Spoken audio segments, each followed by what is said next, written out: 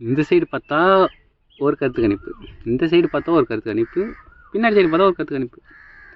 இப்படியும் ஒரு 6 7 8 கருத்து கணிப்பு சொல்கிறாங்க.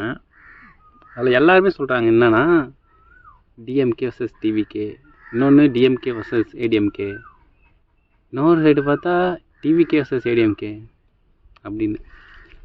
யார் சொல்கிறது நம்புறதுன்னு தெரியல. இவங்களாம் யாருன்னு பார்த்தா அந்த எலெக்ஷன் போட்டு வெளியே வருவாங்களா, அவங்கள்ட்ட கேள்வி கேட்டு எந்தெந்த ஏரியாவில் யார் யாருக்கு எவ்வளோ பர்சன்டேஜ் எவ்வளோ ஓட்டு வரும், யாருக்கு அதிகமாக ஓட்டு போட்டாங்கன்ற மாரி ஒரு பர்சன்டேஜ் எடுத்து சொல்ல ஒரு கம்பெனியாக அவங்க தான் இதெல்லாம் பண்ணிகிட்ருக்காங்க. எது எப்படி ஒன்றே தெரில, பார்ப்போம். எல்லாம் இது கருத்து கணிப்பு சொல்லிட்டு இருக்காது, கருத்து திணிப்பு மாரி இருக்குது. இவங்க தான் வருவாங்க அவங்க தான் வருவாங்கன்ற மாதிரி இருக்குது. எது ரியாலிட்டின்னு தெரியல. மே 4ஆம் தேதி பார்க்கலாம், பர்ஃபெக்டாக வரும், நம்புவோம்.